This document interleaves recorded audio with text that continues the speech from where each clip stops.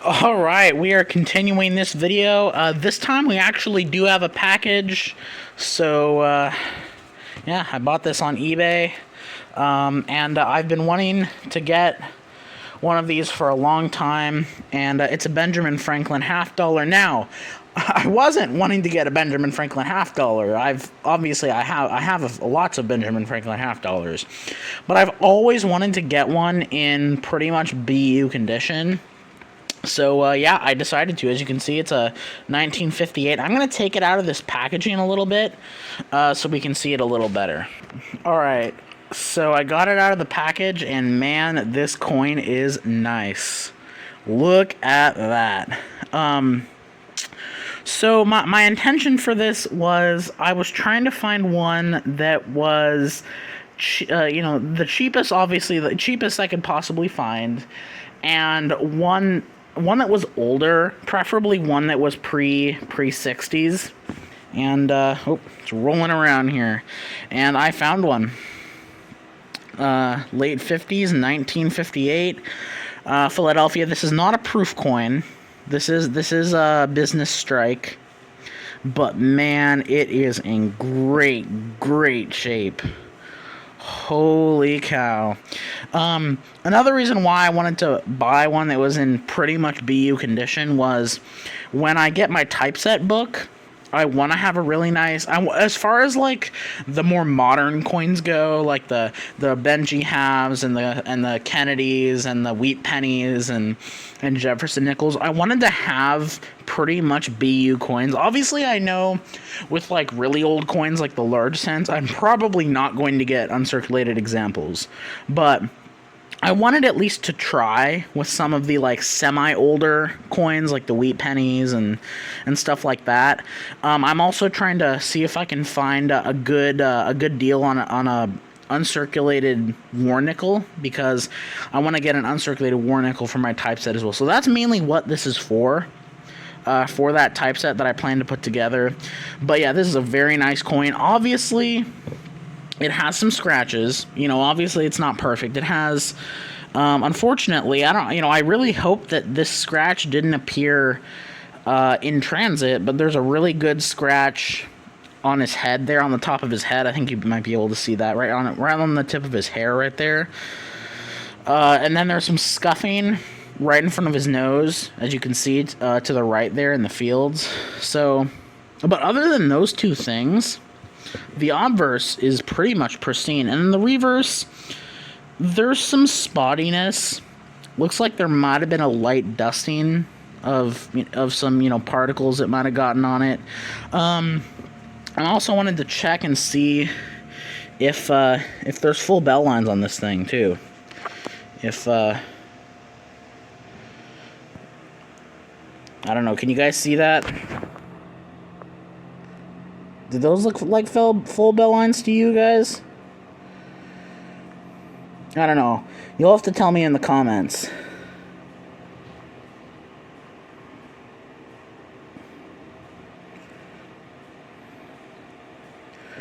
I don't know. Do those look full? They honestly look pretty dang good. One thing I was also thinking with these mail calls is I might start showing every coin under my loop, because I know like half dollar make you holler. I know he does that. I'm sorry, I'm trying to find where the camera is, but I know he does that for a lot of his videos. But I'm trying to get a good technique going. So I might end up doing that. I might end up, every time I show a coin, I will throw on the loop and show you it through that. So I'm not going to touch it too much more. I'm going to put this coin in a flip right away, but I wanted to take it out of the packaging it was in because it was kind of finicky. So yeah, fantastic coin.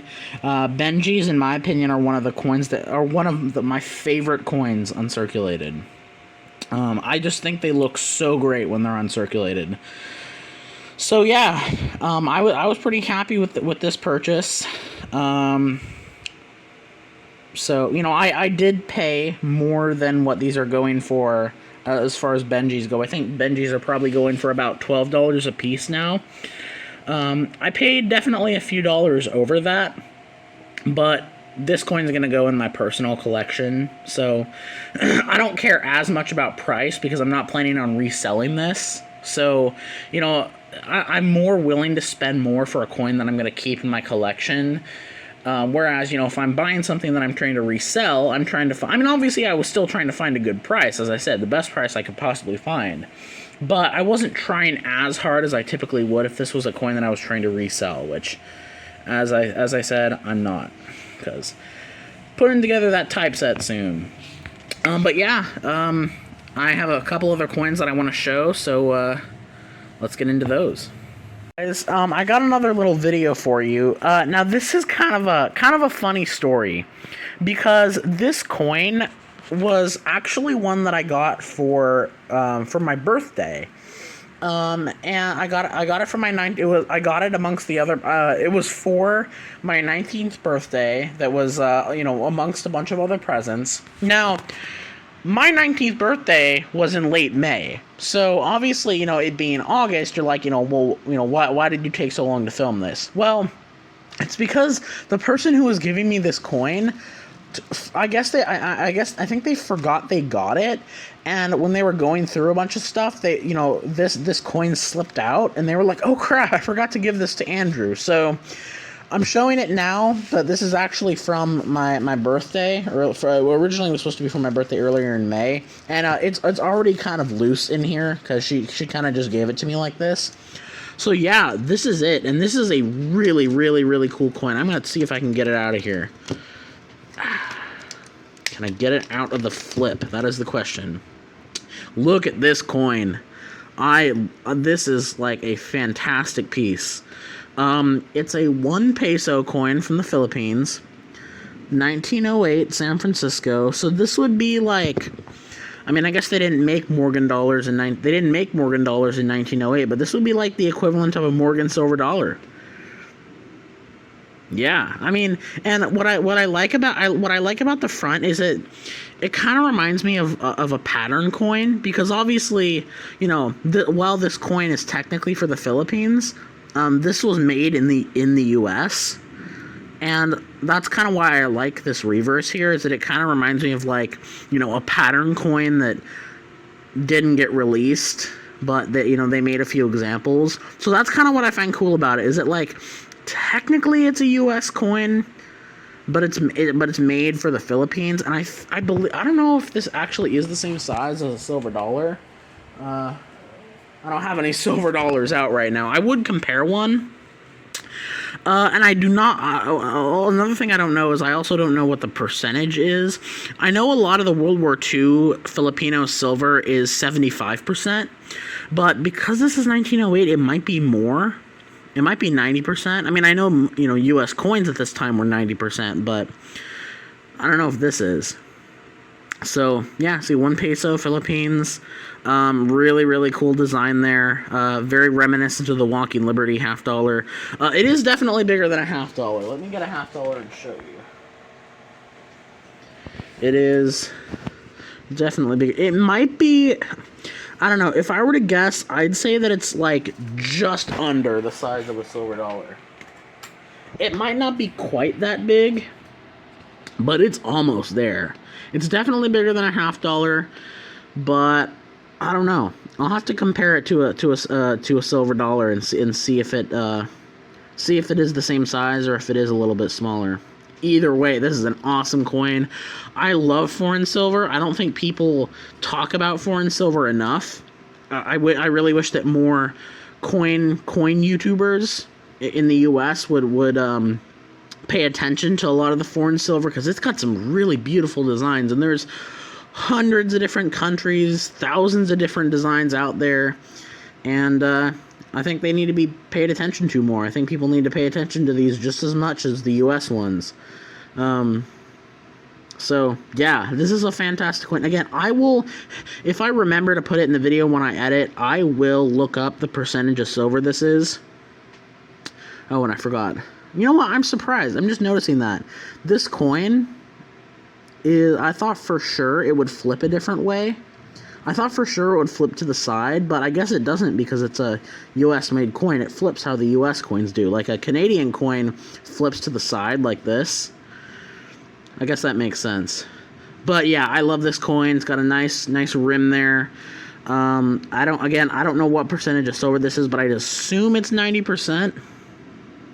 1 peso. I'm not sure if this coin is rare by any means. And if you notice here, I think I might have said this in the beginning, but 1908. If you notice under that dot right there, this was made in San Francisco. So, yeah, this would have been. I mean, this would have been cool if the U.S. started using this design on some of the silver dollars. At least this, obviously, you know, not this one because this is for the Philippines, but I really like that back there. So yeah, this is a really awesome coin. I'm really happy to have it. And yeah, so I'll probably show one more coin in this video, and then I'll see you with the next coin. Alright, this is going to be the final part to this mail call type video, and this is an actual package this time. Now, I got this coin kind of on a whim. It's, you know, this one, like a lot of the other coins I get, this one I just got myself. A lot of the other coins I get through like birthday and Christmas, and a lot of times I get them with gift card money, so kind of technically still from Christmases and birthdays. This one I bought on my own because it was such a good deal and I couldn't pass it up, and this is a classic commemorative half dollar, and I might have said this on the channel before, I'm trying to put a set together of as many of them as I can, and this one was not necessarily one of the super rare ones, but it was one of the ones that definitely would normally cost a bit more, and it actually didn't come in the package like this. I unwrapped it a bit because it had whatever this is, it had tons of it around it. So this is the coin, and it obviously is pretty, you know, it obviously has a lot of wear, and it also looks like it's been cleaned, but this is a 1920 Pilgrim commemorative half dollar. And again, it has got a lot of wear, and it has, again, it looks like it has some cleaning and it has some tarnishing. It's not in good shape, but this one was pretty cheap. I mean, these coins, it was, you know, for a while it was virtually impossible to find one of these on eBay that was like cheaper than like 50 or 60 bucks. I'm not sure what the mintage is. I'll have to probably look in my red book just to see. In fact, maybe I can find the mintage on camera here. It's gonna be with commemoratives. 1936, 1921. Yep. So 152,000. So again, in the comparison of things, it's a really low minted coin, but as you can see, you know, if I had gotten the 1921, that would have been pretty dang rare.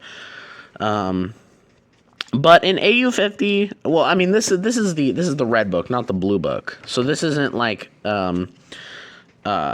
this isn't selling price values, but again, this is one of those coins that and as I said, and I think in the last clip, I don't care necessarily. You know, I'm not as lenient about paying, strictly paying less if it's one that I'm going to keep in my collection. I'd rather get a better coin if I can hold on to it. But obviously, you know, I'm still trying to find one that's pretty cheap. So yeah, I mean, $90 in AU50. I paid about 30 bucks for this, and I would say it's maybe about VG. So it's probably worth about what I paid for it, I'd guess, in the condition that it's in. But again, I didn't really get this for condition. I just got it because it was a decent price, and it was one of the harder ones for me to get. It was one of the ones that was a little bit harder to get my hands on. So I'm definitely happy that I did. Yeah, I'm very happy with this coin, and it's the collection's getting larger. I'm putting together a lot of classic commemoratives. Sorry about that. I was putting the book away. Yeah, I'm getting, I'm obviously I still have a long way to go. There were tons of classic commemorative half dollars, but there are so many cool designs. And one thing I really like about this coin is the reverse. I love that the ship scene there. As you can see, it says 1620 to 1920 Pilgrim. What does that say? Tercentenary celebration. 1620 to 1920. So it's a 300-year celebration, I would think. United States. Yeah. So I'm a huge fan of this series, and again, I'm trying to build as many as possible. So honestly, a lot, probably some of the most rare ones, I'll probably have to pick ones that are in pretty bad condition. But as long as they're there, as long as the coin's there. And, this one isn't absolutely terrible. There, a lot of the detail is still on this coin. Like, you can see some of the detail in the waves, and you can see a lot of detail in the ship. I think what most of the wear on this coin is kind of around the edges. If you look at the legend and the denomination title, a lot of that is kind of worn away, and where this pilgrim character here, a lot of that finer detail is rubbed away, but there's still a decent amount of detail on this coin. You can even see some of the detail in the ruffles in the jacket, even the "In God We Trust." It's not too easy to see, but it is there. So again, great coin. I'm super happy to have it, and yeah, it's going straight in my I guess, registry. So, all right, but yeah, that's gonna be it for this video. So thank you guys so much for watching, and I'll catch you in the next one.